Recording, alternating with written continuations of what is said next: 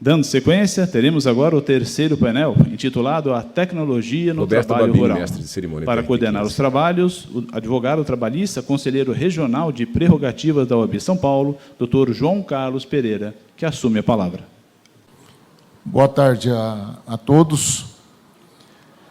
Primeiramente, peço licença aos ilustres painelistas para, como membro da comissão organizadora deste congresso, agradecer a todos os presentes por confiar e apoiar no nosso ambicioso projeto de trazer um evento dessa magnitude Pereira, advogado para o interior do trabalhista, estado de São conselheiro, Paulo e para a nossa cidade de Marília. Quero agradecer a confiança do Tribunal Regional do Trabalho da 15ª Região, na pessoa do nosso presidente, desembargador Samuel Hugo Lima, em nome de quem agradeço a todo o pessoal do TRT15, indistintamente, não vou nominar, para não cometer injustiça.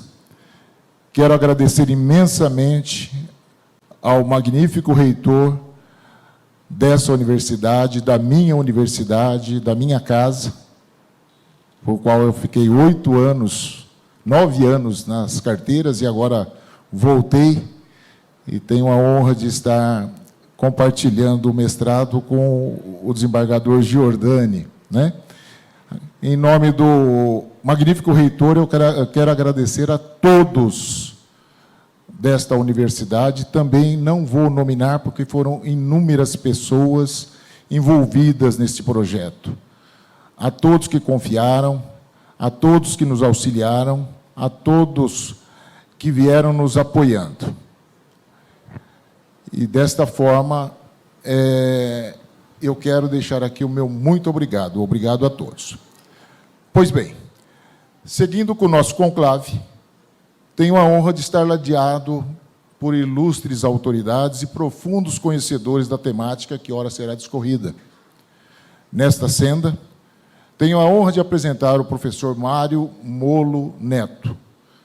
Vou ler de forma sucinta o breve currículo dele aqui. O professor Mário Molo Neto é livre-docente em circuitos digitais pela Universidade Estadual Paulista, Júlio de Mesquita Filho, Unesp. Possui doutorado em Engenharia de Biosistemas pela Universidade Estadual de Campinas, doutorado em Engenharia Agrícola na área de Construções Rurais e Ambiência pela Universidade Estadual de Campinas, mestrado em Engenharia de Produção pela Universidade Paulista, Unip, graduação em Engenharia Industrial, modalidade Eletrotécnica pela Universidade São Judas Tadeu. Atualmente, é professor associado do curso de Engenharia de Biosistemas da Faculdade de Ciências e Engenharia e vice-diretor da Universidade Estadual Paulista, Unesp, em Tupã.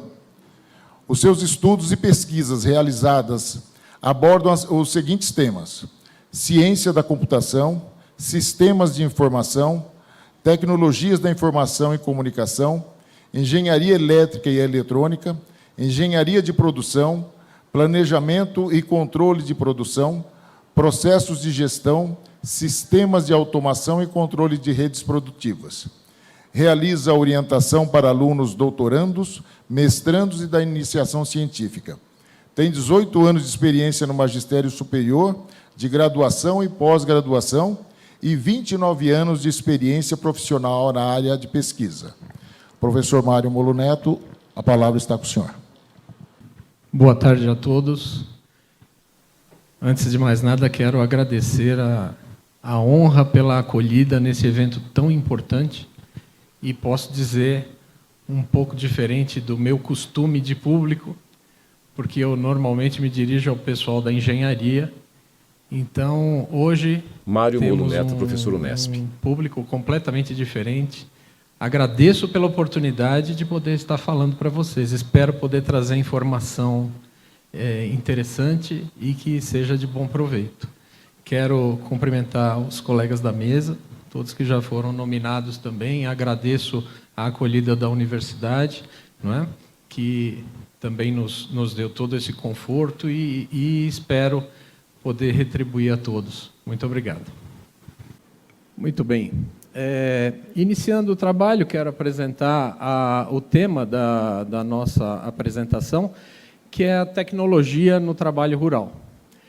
Então, de partida, temos um programa que vai passar diretamente pelos objetivos, vou apresentar a vocês, e colocar a questão da chegada da automação e das tecnologias de informação e comunicação no campo. Tudo que foi chegando desses dispositivos para o campo, em que momentos e quais os impactos positivos e negativos da implantação dessas tecnologias para os trabalhadores do campo. Vou mostrar alguns obstáculos que fazem com que essas tecnologias não entrem imediatamente e as questões sobre a mecanização e o trabalhador do campo. Quais as mudanças que são necessárias para esse trabalhador, para que ele possa se adaptar a essas novidades. Digamos que seria um dos mais fortes impactos. E depois, as novas habilidades que são esperadas desses trabalhadores para que eles possam estar no campo com essas novas tecnologias, desenvolvendo as suas atividades. Temos aí um cenário para o futuro e as conclusões. De partida, o objetivo, então, hoje é discutir a introdução de todas essas tecnologias de informação e comunicação, mais as automações que são inseridas no setor rural, para buscar atender a todos os impactos por elas gerados para esses trabalhadores. Muito bem. Essa questão das mudanças no setor agrícola que vem acontecendo, já vem a longa data. Temos aí, desde dos idos de 1950, quando a agricultura iniciou com os trabalhos de interações entre a mão de obra, melhoria de produtividade, procura de aumento de produção, porque sempre se buscou aumentar a quantidade de alimentos a serem fornecidos para a população. Houve um salto, mais ou menos em 1960, onde começou a mecanização, e essa chamada Revolução Verde trouxe algumas questões de melhoramento genético de algumas das sementes, das plantas, e isso trouxe novos avanços. Tivemos um salto depois, em 1990, quando iniciaram os trabalhos com biologia, onde iniciou também o trabalho com agricultura de precisão, onde começou a se buscar a possibilidade de aprimorar as questões de trabalho de medição, trabalho de acompanhamento, registro de dados dentro das nossas culturas. Depois, um novo salto a partir de 2015, onde chegaram as questões da agricultura 4.0, que já inseriram as questões da computação em nuvem, que já começaram a armazenar todos esses grandes números de dados e disponibilizá-los por intermédio da internet, para que se pudesse melhor planejar e gerir os sistemas produtivos. Muito bem, e agora temos um novo salto. A nossa era atual, ela já considera a introdução, por exemplo, da inteligência artificial, sistemas especialistas, trabalho com Big Data e outras tecnologias muito mais profundas que nos ajudam a aprimorar a produção. Muito bem.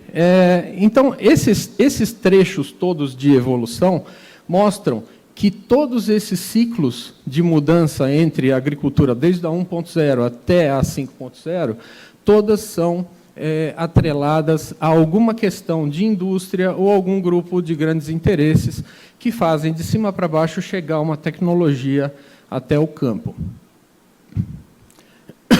Num segundo momento, nós temos uma transição para a agricultura digital, onde instituições também do setor público vêm a apoiar essa geração e difusão da tecnologia no campo. O Ministério da Agricultura, Pecuária e Abastecimento, o MAPA, ele se destaca como um dos principais articuladores dessa inserção. Ou seja, para que possa haver uma política nacional de incentivo à agricultura de precisão e à inserção dessas novas tecnologias. E muitas indústrias privadas, entidades privadas, estão investindo grandes volumes de dinheiro para que isso aconteça. Depois temos outros setores também, como, por exemplo, a pesquisa. A Embrapa vem desenvolvendo muita pesquisa para essa área, a Sebrae vem ajudando também para a estrutura de gestão, e a Agritechs, que são novas empresas que estão desenvolvendo tecnologias para o campo. Então, tem uma série de benefícios que são encontrados com essas inserções. Temos benefícios e também temos alguns problemas que precisam ser encarados. Então, como vocês podem ver, eu já inseri nesse slide algumas questões que são as áreas da Agenda 2030 da ONU, na qual a agricultura de precisão, a inserção de tecnologias vem ajudando nessa questão de atingir os objetivos do desenvolvimento sustentável, nos quais vão ajudar, inclusive, as pessoas a estar passando por toda essa fase de adaptação que é necessária. Muito bem. Existem algumas falas do pessoal, por exemplo, como essa do João Carlos, do Canal Agro, onde ele diz que esses veículos autônomos que estão chegando, eles são máquinas inteligentes, que têm inteligência embarcada e que elas vão ajudar muito na questão de desenvolvimento do trabalho no campo. Elas transformam completamente a produção e trazem alguns aspectos, por exemplo, para os trabalhadores, que nós vamos ver mais adiante. Aqui eu tenho um exemplo de uma máquina guiada completamente por GPS, sem operador, e que eu coloquei ela para mostrar que esse setor está visando uma chegada de um aporte financeiro aí de mais de 800 bilhões em todo o mundo. Então, essa questão mostra a importância dessa mudança tecnológica, a preocupação da necessidade de uma nova revolução verde que possa trazer maior volume de alimentos para a nossa população, a população de todo o mundo. Esse mesmo canal, né, que citei anteriormente, ele destaca que as máquinas autônomas elas são muito eficientes, economizam muito tempo, baixam o custo de produção, melhoram o monitoramento das safras e permitem uma análise do campo e do solo sem que haja a interferência de pessoas. Ou seja, hoje nós temos estamos aprimorando as tecnologias de coleta de dados com todas as tecnologias novas que aparecem de inteligência artificial. Estamos usando técnicas, utilizando de maneira multidisciplinar equipamentos de microeletrônica, de micromecânica, dispositivos que utilizam software embarcado, que chamamos de firmware, e, com isso, nós podemos coletar dados do campo em grandes volumes, em altas velocidades, e disponibilizar isso na nuvem para os nossos usuários. Aqui um outro exemplo de um trator guiado completamente sem operador, todo guiado por GPS. Esse é de fabricação da John Deere. Esse daqui é da região, é da Jato, é um pulverizador também autônomo. São tecnologias que eu trago como exemplo. Esse é o cockpit de um trator que é guiado por GPS, e vocês podem ver que o operador ele não tem mais tanto trabalho. Ele realmente só vai fazer pequenas manobras quando do início do posicionamento da máquina, e a partir daí o GPS já tem um programa de navegação e garante que ele faça o trabalho com a maior precisão possível, sem passar a máquina, por exemplo, 2 vezes no mesmo local. Então, ele consegue fazer uma colheita com um melhor aproveitamento. Aqui temos drones que fazem pulverização de precisão. Isso é uma mudança bastante importante, porque, por exemplo, existem contendas entre alguns sitiantes. Então, por exemplo, em algumas... Imagine o pessoal que produz cana-de-açúcar. Eles têm normalmente as aeronaves que fazem a pulverização dos defensivos ou dos pesticidas.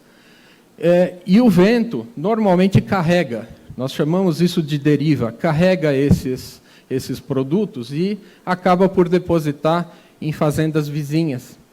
Então, em Bastos, por exemplo, nós temos um caso bastante importante em que a deriva traz o pesticida do canavial e ele cai nas amoreiras, que vão atender como alimento para o bicho da seda. E quando o bicho da seda consome a folha da amoreira, ele vem a falecer, e isso faz com que a gente tenha uma perda de produção, principalmente no que é o lucro da empresa que produz, que no caso é a Bratac, que produz o fio da seda. Então, para que vocês entendam a importância, a Bratac aqui no nosso hemisfério sul é a única produtora de fio de seda, e o fio de seda que sai de Bastos tem a qualidade suficiente para ser o primeiro e o preferido no Japão, para fabricação de vestimentas e outros usos específicos. Então, esse tipo de disputa que acontece com o pessoal dos canaviais e com o pessoal da criação de amoreiras, isso é um caso que gera bastante discussão, e a pulverização de precisão ajuda muito.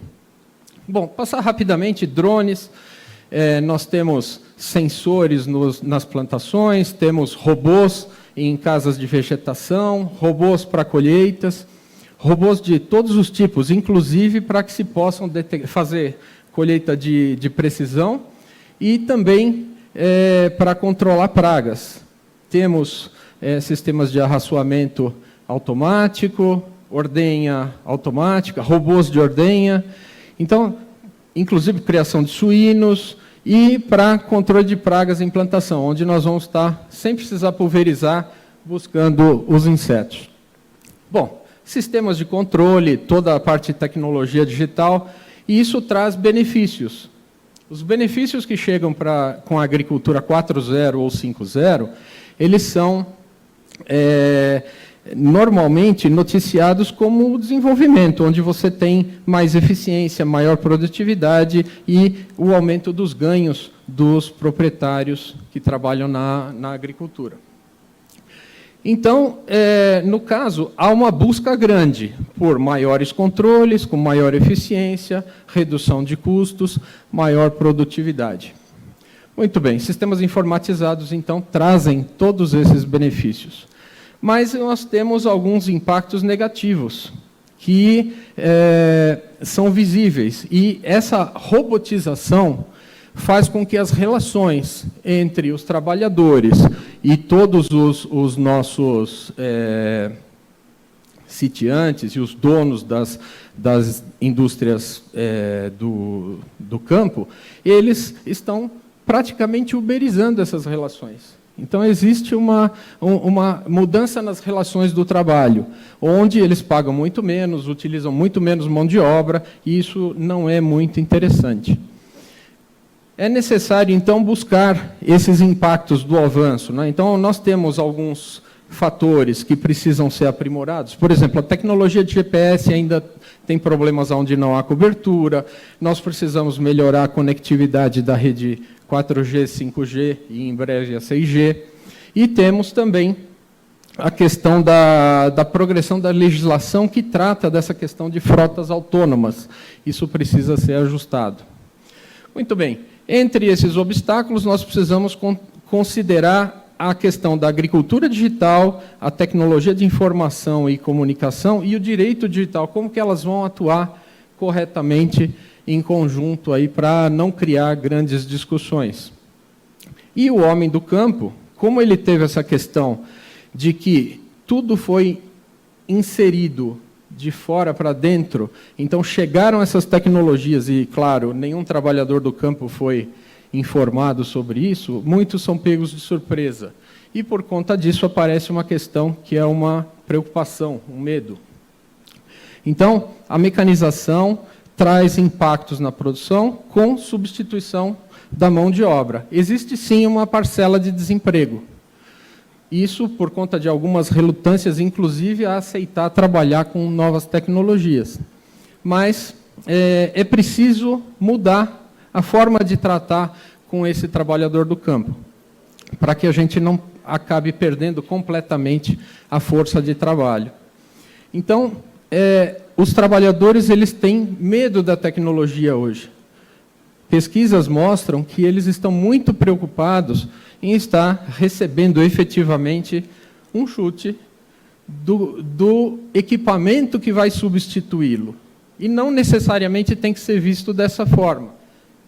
Então, se essas máquinas vão substituir o ser humano, é preciso que exista um novo pensamento. E já existe uma fala em que, antes, com aquela preocupação do êxodo rural, né, o pai chegava para o filho, filho, você precisa sair do campo para poder se aprimorar e ganhar dinheiro. Hoje não. Se ele se preparar hoje, ele pode estar no campo e pode gerar muita renda, pode ter uma mudança na sua vida, mas isso mediante formação. Então, uma forma de mitigar essas questões que a tecnologia está trazendo e são por meio da formação. Ou seja, são necessárias novas habilidades e competências para que se possa ocupar esses novos postos de trabalho que estão surgindo. Então, é necessário olhar para esses profissionais de uma maneira que eles entendam a necessidade de estar mudando o seu entendimento, a sua formação e criando uma maneira diferente de investir na sua carreira para trabalhar com as novas tecnologias. Então, antes, o que era necessário no campo, como aptidões básicas, habilidades básicas, já começaram a aparecer novas necessidades de habilidades multifuncionais, que todas essas permitem que se utilize melhor a tecnologia da informação e comunicação e que eles estejam prontos para, dentro da atividade rural, sair de uma atividade laboral extremamente pesada para uma atividade que usa mais o cérebro, que utiliza mais os seus conhecimentos e que permite ter um recebimento de salário melhor. Então, isso é uma mudança que precisa acontecer para que se evite um novo tipo de êxodo rural, que seria relativo à negação do uso da tecnologia. Então, precisamos evitar isso. Muito bem. Então, a qualificação profissional é a resposta, para que eles se preparem dentro dos ambientes de formação, para que eles encontrem solução para essa substituição. E, a partir daí, também trabalhar com os gestores, para que eles conheçam todas essas atividades. E, claro, atendendo a todas as questões que nos permitam desenvolver os objetivos de desenvolvimento sustentável. Ou seja, para que dentro de uma nova transformação verde, nós possamos, principalmente aqui, eu chamo a atenção ao ODS 2, que é fome zero no mundo, vamos dizer, é buscar com que se faça um aumento de produção para que se possa ter qualidade na produção de alimentos, para que se possa levar isso para todas as pessoas do mundo e, claro, com segurança, com mais trazendo muito mais benefício para a população. Então, a ONU nos direciona também em algumas dessas questões. E eu trouxe uma frase para que a gente possa pensar um pouquinho, principalmente quem lida com essas questões trabalhistas, é que um sociólogo chamado Domenico De Masi, ele trouxe essa frase: a principal vantagem da tecnologia é que dispensa o homem da necessidade de trabalhar. Essa é a grande transformação, o presente que ela deixa. Então, precisamos pensar um pouquinho nesse presente e verificar se realmente é aquilo que se espera. Muito bem. Então, como conclusões, eu digo que os temas abordados, eles nos permitem ver que existe essa introdução, é um caminho sem volta das tecnologias todas, mas que existe a necessidade de mitigar esses impactos negativos que aparecem, principalmente para os trabalhadores do campo, e independente da lucratividade que se traz, da qualidade de vida que isso possa trazer, nós precisamos buscar outros investimentos em formação para que se possa chegar no benefício final. Então, já também deixo a informação de que os problemas estão muito longe de terminar, e eu espero que isso seja uma nova semente para que se pense na substituição que precisa ser feita, na formação dessas pessoas, para que elas não sejam hoje, por exemplo, um cortador de cana, que será substituído por uma cortadora de cana mecanizada, e que isso não acabe com a sua vida de trabalhador, que ele possa se preparar para esse impacto. Essa é a mensagem. Eu agradeço a todos a oportunidade mais uma vez, e tenho meu e-mail. Depois, se vocês tiverem alguma dúvida, precisarem de mais alguma informação, estou às ordens. Muito obrigado. Contato, professor Dr. Mário Moura. E-mail, mario.moura@unesp.br. Auditório, aplaude o painelista.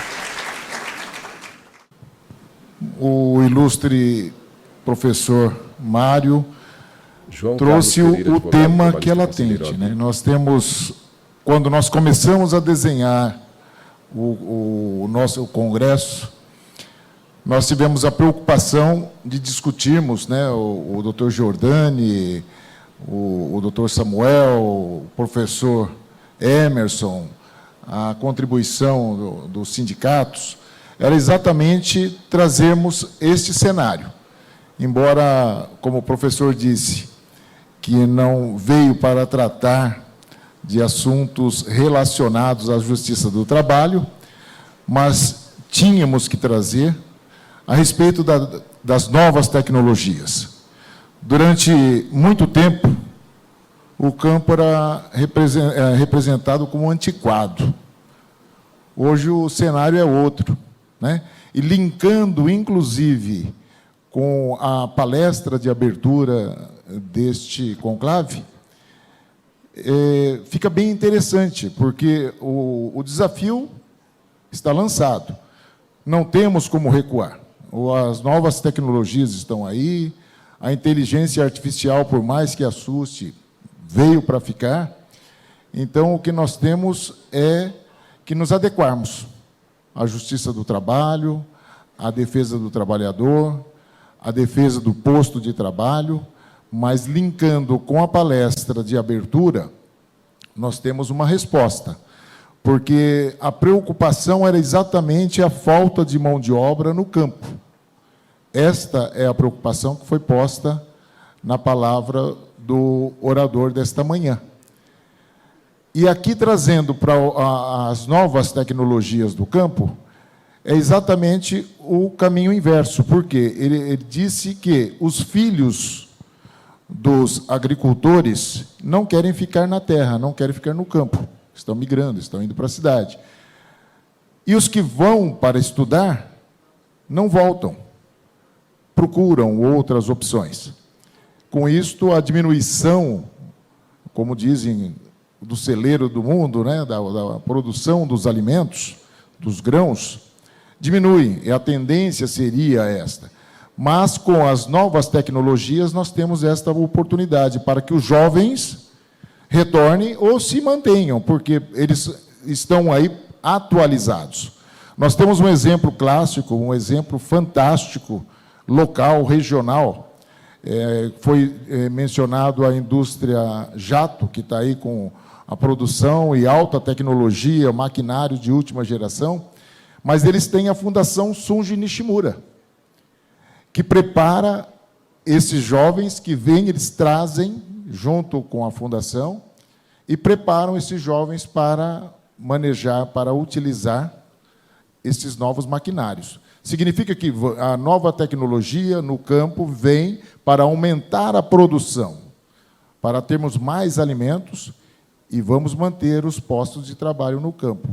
Então, este é o equilíbrio. Então, o ponto foi muito bem colocado, linkando com a palestra da manhã, o professor ainda não estava aqui, mas foi de uma colocação precisa e brindou a todos. Eu tenho certeza que todos sairão com as informações que sempre buscaram e também para tirar esta questão da dúvida e a preocupação com as novas tecnologias.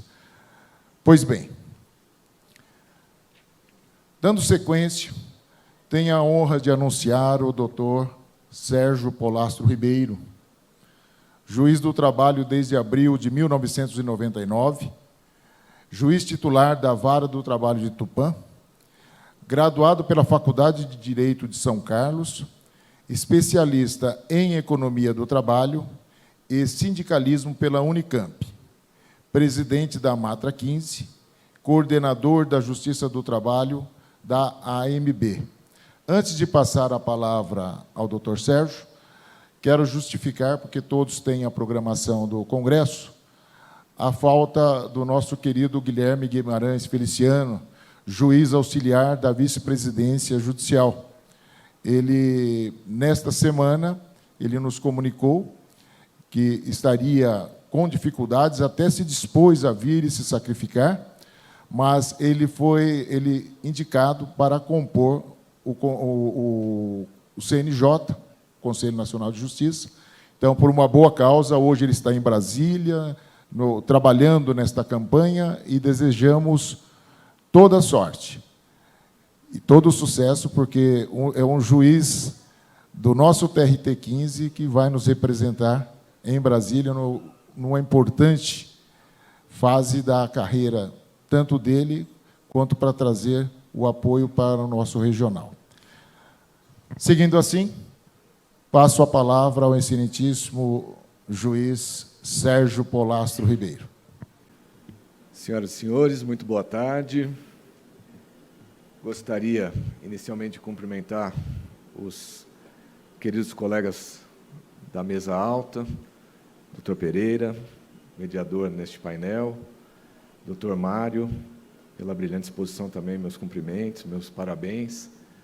Cumprimentar a presença do tribunal, na pessoa do nosso presidente, desembargador Samuel Hugo Lima, todos os desembargadores da Corte, faço uma referência especial aqui aos desembargadores que se aposentaram recentemente e aqui muito nos honram com suas presenças, doutor Loival, doutor Jordani, comentar aos colegas de primeira instância, juízas e juízes presentes, advogados, colegas do Ministério Público, corpo docente, corpo discente, especialmente a reitoria da Unimar, que, Sérgio com tanta Polastro hospitalidade, com Ribeiro, tanto acolhimento, 15ª região. recebe esse tradicional congresso do TRT 15 nesta instituição de ensino. O desafio aqui é muito grande. Eu dividia esse painel com o professor Mário, especialista no assunto da área da engenharia, e com o querido colega Guilherme Feliciano, que, reforçando as palavras do Dr. Pereira, pediu que eu mandasse, essa saudação a todos e que ele queria estar muito aqui. Inclusive, me mandou o tema dele, me mandou a palestra, a apresentação. Eu confesso que eu fiquei tentado, na hora, a mudar pela minha, aproveitando a qualidade da palestra do Guilherme Feliciano, mas daí eu acho que eu seria desmascarado aqui. Os que conhecem ele perceberiam que não era a minha palestra. Mas, brincadeiras à parte, é uma alegria estar aqui para tratar de um tema tão interessante que é a tecnologia no trabalho rural. E pensando nesse tema, pensei nos desafios desse agronegócio 4.0, que agora o professor Mário traz aí esse 5.0, e a prática ESG. Deixa eu ver onde muda aqui esse trem. Quero aproveitar também e cumprimentar os advogados, o pessoal do sindicato, tanto patronal como rural, de Tupã e adjacências, Bastos, vejo muitos aí também na plenária. Meus cumprimentos aí são os nossos jurisdicionados na Vara do Trabalho de Tupã. Falar rapidamente de alguns dados para mostrar a força e a pujança do agronegócio no estado de São Paulo. A gente tem que pensar que a agricultura não é algo novo. Nós, pelo menos, falamos aí, talvez em 8.000 anos, a agricultura fez o nômade se fixar na terra.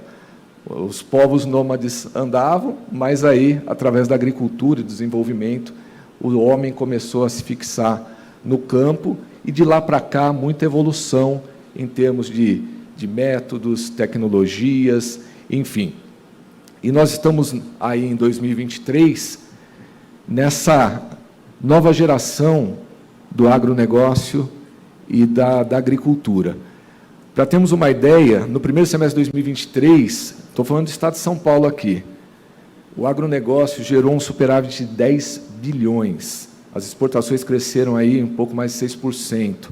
As importações de insumos, etc., 5,3% o aumento. A participação do agronegócio no total exportado pelo Estado foi de 38%. São Paulo lidera a produção sucroalcooleira, como está aí, é o maior produtor mundial. Nos 7 primeiros meses de 2023, o setor lidera as exportações no agro paulista, chegando a essa cifra aí de 4,85 bilhões. O açúcar representou 87% disso. No Brasil, o agro representa aproximadamente 30% do PIB. Então, nós podemos dizer que tanto o Estado de São Paulo como o nosso país tem uma vocação para o agronegócio. E essa agricultura, que tem todos esses milhares de anos, sempre enfrenta muitos desafios. Hoje eu ouvi o desembargador Rossal falar da preocupação com a queda da população, mas uma grande preocupação da agricultura é justamente o aumento da população. Nós estamos aí com 7 bilhões, indo para 8, já se fala talvez em torno de 9 bilhões daqui a 25 anos. Então, o mundo nunca teve tanta gente assim. E além desse crescimento populacional, tantas bocas a alimentar, e são muitas, e a gente percebe a dificuldade disso, acabamos de sair de uma pandemia, e vimos uma massa invisível que apareceu na pandemia pedindo auxílio emergencial, nada menos do que 35 milhões de pessoas, doutor Jordani, aqui no país. Essas pessoas foram buscar, durante a pandemia, socorro para se alimentar. 35 milhões, isso daí é um número muito maior do que vários países, 3 vezes maior do que vários países do mundo. Então, o desafio populacional, ele é um desafio para o agronegócio. Em torno de 2050, como eu disse, imaginemos aí 9 bilhões de habitantes no planeta Terra. As mudanças climáticas impactam diretamente. Os hábitos de consumo mudam também. As pessoas mudam a sua base alimentar. Hoje, nós não temos a mesma dieta que o homem tinha 100 anos atrás. Isso tudo vai mudando essa cadeia do agronegócio. E sem falar os estados, as leis, o protecionismo, as práticas anticoncorrenciais. Tudo isso influencia nesse ambiente negocial. E esses desafios, hoje, se fazem presente, e a tecnologia vem tentando trazer o quê? Uma resposta para esses desafios. E aí eu pergunto para vocês, quando a gente pensa num trabalhador rural, qual o perfil que vem na nossa mente? Esse senhor aí com o chapeuzinho de palha, ou aquele rapaz com um tablet na mão, de óculos, uma camisa de botão? Qual que é a ideia que a gente tem do trabalhador rural? E hoje essas tecnologias, como o professor Mário bem expôs, têm mudado o perfil, e também foi colocado aqui pelo Dr. Pereira e por tantos outros, que antigamente a gente tinha cidades pequenas, principalmente aqui no interior de São Paulo, os pais, os avós, com uma instrução, uma escolaridade muito baixa, conseguiam, formar o filho, e esse filho não voltava para aquela cidadezinha, porque não tinha um posto de trabalho compatível com a sua formação. Então, ele ia para os grandes centros, aumentando a densidade urbana do nosso estado. Mas hoje, a tecnologia vindo para o campo mudou o perfil e mudou a qualificação desse profissional. Hoje, já foi citado aqui pelo professor, o Brasil vive um crescimento dessas agtechs, agtechs aí, que são startups voltadas ao agronegócio, inovador, inteligente, sustentável. Isso faz o quê? A digitalização do trabalho rural. Nós temos hoje, como foi dito, drones, inteligência artificial, máquinas autônomas, big data, internet das coisas, design thinking, biotecnologia, serviço em nuvem, monitoramento de solo, clima, agricultura. Hoje já se fala, e já nós temos no estado de São Paulo as chamadas fazendas verticais. Temos hoje, estimam-se, em torno de 1.700 agitecs no país, metade disso, pelo menos, no estado de São Paulo. E toda essa economia, todos esses números, e aqui rendo minhas homenagens mais uma vez à Justiça do Trabalho da 15ª Região, todos esses conflitos dessa economia pujante do agronegócio paulista, esses conflitos trabalhistas são dirimidos por pouco mais de 300 juízes da 15ª Região. Essa é a nossa realidade hoje, nas 153 unidades espalhadas e no TRT, que conta com apenas 55 desembargadores, para dar vazão a todo esse volume processual de uma economia, e nós estamos falando só do agro, fora as outras áreas da economia. Quais as vantagens dessa agricultura digital? Nós temos aí muitas vantagens, então não há como simplesmente rejeitar a tecnologia no campo. Ela veio para ficar, essa é uma realidade. Não há mais como pensar de uma forma a impedir que isso aconteça. Nós temos redução do desperdício, controle dos resíduos, soluções para problemas crônicos de logística e infraestrutura. O Brasil perde grande parte da sua produção na estrada. Perde muito nos seus problemas de logística e na falta de infraestrutura. Uso sustentável dos recursos naturais. Nós sabemos que nós não podemos continuar consumindo da forma como consumimos por muitos anos. Então, esses recursos naturais, fontes de energia e o próprio aumento da produtividade. Mas tem mais. Traz melhoria das condições de trabalho. Quem aqui lida com as demandas trabalhistas sabe que nós pegamos muitos processos de adicional de insalubridade por conta da pulverização desses agrotóxicos, defensivos agrícolas, como se queira chamar. Isso daí por quê? O sujeito ele tem que ir lá e passar isso daí, além do vento levar, às vezes o sujeito está trabalhando no terreno ao lado, não está sendo nem pulverizado, mas o vento leva não só para os bichinhos da seda, mas leva para os trabalhadores também esse pesticida, esse agrotóxico. Então, a tecnologia pode evitar o trabalho penoso, o trabalho degradante, o trabalho difícil, o trabalho pesado, o trabalho perigoso, o trabalho insalubre. Nós temos também um aumento dos postos de trabalho de maior qualificação no campo, esse retorno do jovem, do recém-formado, do especialista, do técnico para o meio rural. E, curioso, uma maior participação feminina, porque o trabalho rural sempre foi um trabalho pesado. E como carregar um saco de cereal daqueles grandes? Antigamente, o sujeito carregava na cabeça, conhecia um pedreiro que se orgulhava pela quantidade de sacos de cimento que ele conseguia carregar de uma só vez na cabeça. Agora, hoje, com toda essa tecnologia, há uma possibilidade de maior participação feminina no agronegócio, nos serviços rurais, por conta dessas máquinas, desses equipamentos. Mas eu quero destacar duas das principais desvantagens, além de algumas que já foram colocadas aqui. Um do ponto de vista do produtor rural e outro do ponto de vista do trabalhador. Do produtor rural, o grande problema, aumento da desigualdade tecnológica entre produtores rurais.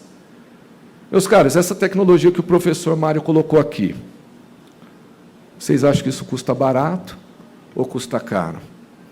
Um drone, aquele trator automatizado, inteligência artificial, todas essas questões. Eu fico a pensar como o produtor rural, o pequeno produtor rural, o médio produtor rural, ele vai ter acesso a essa tecnologia, enquanto os seus vizinhos, grandes conglomerados nessa área, SAs, etc., conseguem acesso a recurso e a capital.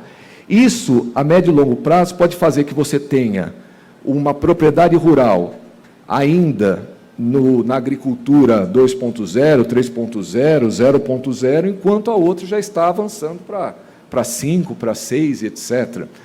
Isso pode gerar, e nós estamos aqui falando apenas do estado de São Paulo, mas se a gente levar isso para o norte, para o nordeste do país, como que fica essa desigualdade? Então, essa é uma preocupação que a tecnologia no campo traz, porque nós vamos ter uma desigualdade tecnológica entre os produtores rurais.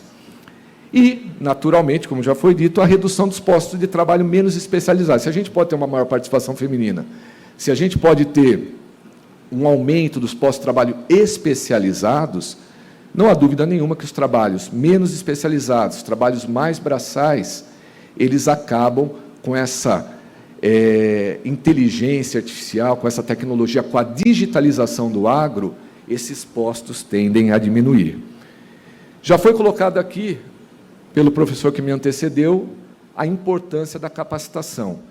E eu quero agregar a isso, como possível solução, a adoção do conceito ESG no agronegócio. E, via de consequência, também, como já foi dito, da Agenda 2030 da ONU e seus 17 Objetivos de Desenvolvimento Sustentável.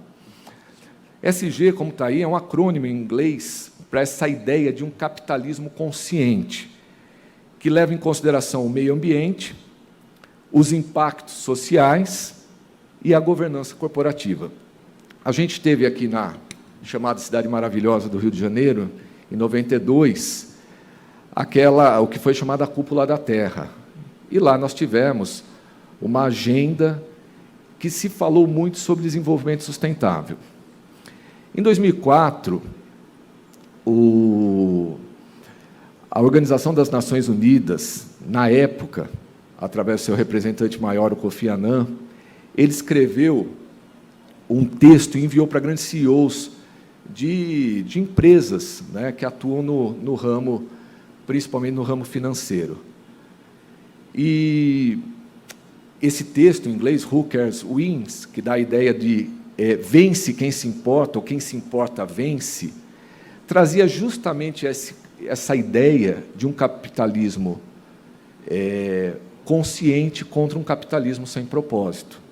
Ele chamava a atenção que a gente não poderia continuar nesse rumo do capitalismo sem levar em conta fatores como o meio ambiente, as questões sociais e, principalmente, a governança corporativa. E, a partir dali, começou, em 2004, com esse texto do Kofi Annan, começou a se desenvolver, ele ganhou o Prêmio Nobel da Paz uns anos antes, por conta do Fundo Global do Combate à AIDS, à tuberculose. E isso foi o start para que essa sigla começasse a ser desenvolvida. Alguns desses CEOs aceitaram esse desafio. Vocês se lembram que, na mesma cidade do Rio de Janeiro, em 2012, nós tivemos de novo uma conferência das Nações Unidas, e ali se insurge essa Agenda 2030, a Rio +20, a agenda que estabeleceu esses 17 Objetivos de Desenvolvimento Sustentável. Todos eles passam pelo ESG. Então, esse formato que olha para esses desafios não pode ser de um capitalismo inconsequente ou sem propósito, mas de um capitalismo sustentável, de um capitalismo consciente que passa pelo meio ambiente, e o meio ambiente ali, o E do acrônimo, envolve todas essas questões do uso dos recursos naturais, de evitar os desperdícios, da questão dos resíduos, do uso das questões da emissão de gases, da questão do carbono, tudo isso que envolve essa relação do homem com o meio ambiente, essas preocupações, essas práticas, estão contidas ali na letra E. E o social? O social envolve justamente as pessoas, não só os trabalhadores, mas toda a cadeia, não só os acionistas, mas todos aqueles que são afetados, toda a comunidade que está ao redor. Então, são empresas que têm políticas, por exemplo, de maior inserção das mulheres em cargos de gestão, que têm questões que trabalham questões raciais, acolhimento de refugiados, de imigrantes, a questão dos impactos na sociedade, trabalhos que envolvam aquela empresa, ela não pode trazer um benefício apenas intramuros, apenas aqueles que estão dentro, apenas aos seus acionistas. A sociedade como um todo tem que ser impactada porque aquela empresa está ali estabelecida. São empresas que têm regras, que elas têm uma política de gerenciamento dos seus empregados, que se preocupam com a saúde do trabalhador, com a redução dos acidentes de trabalho, que têm uma política contra o assédio. Então, são empresas que procuram criar um meio ambiente de trabalho sustentável e correto para os seus empregadores, mas para toda a sua cadeia, para todos os chamados stakeholders, toda essa cadeia que se beneficia desse trabalho. E, por fim, a governança. Ela envolve toda essa questão do relacionamento, seja com o poder público, seja com outras entidades, seja a sua transparência, seus processos de controle, as suas auditorias. Tudo isso está contido, a transparência com que essa empresa atua, isso daí está contido nessa última sigla. E por que isso é importante? É importante não apenas porque faz bem para o meio ambiente, porque faz bem para as pessoas e porque mostra que a empresa ela tem um compliance de qualidade, ela tem transparência, ela tem prestação de contas, ela tem processos ali de auditoria, não apenas por isso, mas também porque isso daí olha para o futuro com o compromisso dessa geração que pensa nas gerações vindouras. O Papa Francisco, em 2015, com a sua encíclica Louvado Seja, ele fala dessa grande casa comum da nossa, que é o mundo, e da preocupação dessa geração, desse tempo que nós estamos aqui, e o que nós vamos deixar para as gerações vindouras, com esse compromisso de que nós temos um planeta que nós vivemos e que nós não podemos apenas pensar em nós mesmos. Essa grande casa comum que o Papa Francisco fala em sua encíclica, ela nos traz a lembrança de que as nossas atividades empresariais, profissionais, econômicas, elas devem ter uma finalidade maior do que elas mesmas, ou do que apenas o lucro. Elas devem olhar para isso. E mais do que isso, é curioso pensar que as novas gerações, e principalmente os grandes fundos de investimento, também estão olhando para isso. Tem até uma frase que diz, olha, se você acha que aplicar o ESG é caro, experimente não aplicar. Porque essas empresas que hoje deixam de olhar para o meio ambiente, que deixam de olhar para as questões sociais, que não têm uma boa prática no trato com todos aqueles que se relacionam do ponto de vista dos direitos humanos, das relações sociais, e que não têm processos de transparência, não têm prestação de contas, não têm finanças claras, essas empresas tendem a ser excluídas do mercado. Então, para a questão da própria sustentabilidade dessas empresas, desses negócios, a agenda ESG acaba sendo fundamental. Então, hoje, não é apenas porque existe uma legislação trabalhista, as empresas precisam aprender a ir além da legislação trabalhista. A legislação trabalhista ela traz um marco mínimo para que aquela atividade funcione com qualidade. Mas as empresas não podem se limitar a isso. Não podem se limitar àquilo que a lei diz em termos de práticas anticoncorrenciais ou de transparência. Elas devem ir além. Elas não podem apenas cumprir o que diz nas leis ambientais, elas devem ir além. E mais, e quando a gente fala da dificuldade... Quando a gente fala da dificuldade dos pequenos empresários ou dos empresários rurais a terem acesso às tecnologias, nós precisamos lembrar que muitas leis de crédito rural hoje, elas dependem, e para que esses investidores, inclusive internacionais, coloquem dinheiro e invistam nesses negócios, certamente essas empresas, esses grupos vão procurar investir o dinheiro em empresas que tenham esse perfil de sustentabilidade. E isso faz com que toda a sociedade, então, quando você tem uma preocupação social, você tem formação, você tem capacitação, você tem preocupação com aquela sociedade onde a empresa está inserida, e isso gera um crescimento e agrega valor para toda aquela comunidade onde esse agro está desenvolvido. E essa é a preocupação que eu espero que nós tenhamos dentro dessa grande casa comum que vivemos, o mundo. E encerro com uma reflexão, já estourando meu tempo aqui, para uma reflexão descontraída de que um casal,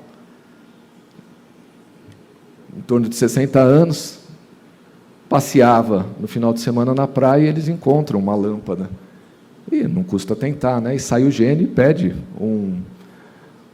dá direito a eles um pedido para cada um. E a mulher pensa na família, pensa no marido e fala, olha, eu quero um tempo de qualidade com meu marido, quero viajar o mundo com ele. E prontamente ele atende o desejo, aparecem as passagens, hotéis, por todos os lugares, tudo ali, todos os pacotes inclusos. E aí o marido pensa e fala assim, bom, já que eu vou aproveitar tudo isso dessa volta ao mundo, pede para o Gênio, eu quero uma mulher 30 anos mais nova do que eu. E o Gênio prontamente transforma ele num senhor de 90 anos. Então, com isso, que a gente não olhe apenas para os nossos interesses, a gente perceba que existe alguém do outro lado, que existem aqueles 35 milhões que a gente não via e que apareceram na pandemia, que a gente pense que esse país, essa nação, esse mundo, esse planeta vai ficar para os nossos filhos, para os nossos netos, para os nossos bisnetos, e o que a gente faz agora vai influenciar na vida deles no futuro. Que possamos ter o desejo do gênio da lâmpada correto, olhando com alteridade para o próximo. Muito obrigado. Ficam aqui os meus contatos. Contato www.amataxg.org.br. Redes sociais, @amataxg. Auditório aplaude painelista. Uma brilhante exposição do Dr. Sérgio Polastro. João Carlos Pereira, advogado trabalhista, E conselheiro com OAB. isto nos oportunizou unir o tema técnico, conforme o professor Mário disse, e que nos permitiu adentrar o técnico jurídico dentro da modernidade, que é o tema deste painel. E é interessante que o compliance já está chegando, né? Avançou além das empresas do campo, das grandes empresas. Hoje, os pequenos e médios produtores já estão voltados para corrigir algumas falhas de antigamente, para entrar exatamente na atualidade. O Dr. Sérgio Polastro trouxe para essa reflexão e uma menção fantástica, né, da ESG, que é uma sigla que dá a integração da geração do valor econômico, aliada à preocupação com as questões ambientais, sociais. Mas o mais importante é de governança corporativa por parte das empresas. Essa é uma prática, é uma forma de mostrar responsabilidade e comprometimento. E estas empresas, com a prática do ESG, quando eles se preocupam em atuar de maneira correta com seus consumidores, fornecedores, colaboradores e investidores, nós estamos falando também do cuidado com as questões ambientais. E aí avançamos, logicamente, para o meio ambiente do trabalho rural. E é benéfico. Então, a modernidade vem, e a exigência vem, o mercado exige, e as empresas do agronegócio, ela tem que se adaptar e trazer, com isso, trazer a segurança e um meio ambiente saudável ao trabalhador. Parabéns ao Dr. Sérgio Polastro pela brilhante exposição, ao professor Mário, que também nos brindou com importantes informações, nos trouxe importantes pontos que devemos considerar com a modernidade, e dou por encerrado este painel e devolvo a palavra ao Roberto do cerimonial.